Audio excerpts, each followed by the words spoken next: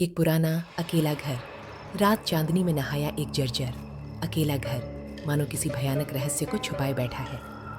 हवा में सरसराहट, मानो भूत फुसफुसा रहे हों। नैना की आवाज धीमी और डरी हुई, मुझे यहाँ नहीं आना चाहिए था।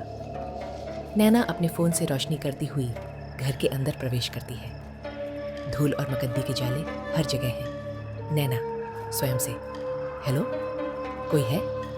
अटारी में पुरानी संदूकें और फर्नीचर बिखरा हुआ है। नैना एक पुरानी धूल भरी संदूक के पास पहुंचती है। नैना संदूक खोलती है।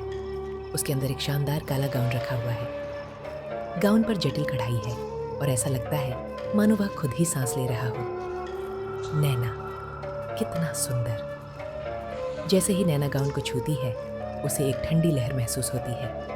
फिर भी वह उसे उठाने से खुद को रोक नहीं पाती। तुरंत बाद नैना आईने के सामने खड़ी है, गाउन पहने हुए। गाउन उस पर एकदम फिट बैठता है, मानो उसके लिए ही बनाया गया हो। नैना, यह अद्भुत है।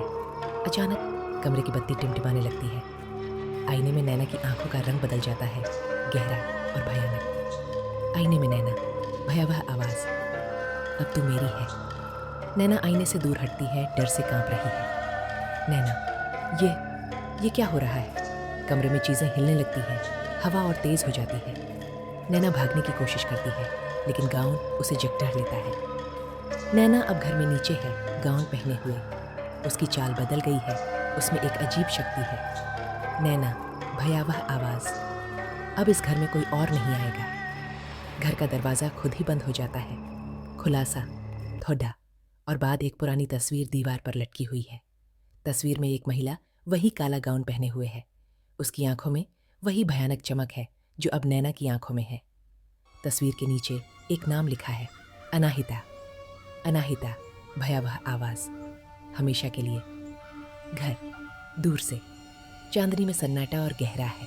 घर जीवित लगता है, एक नई आत्मा को फंसाकर।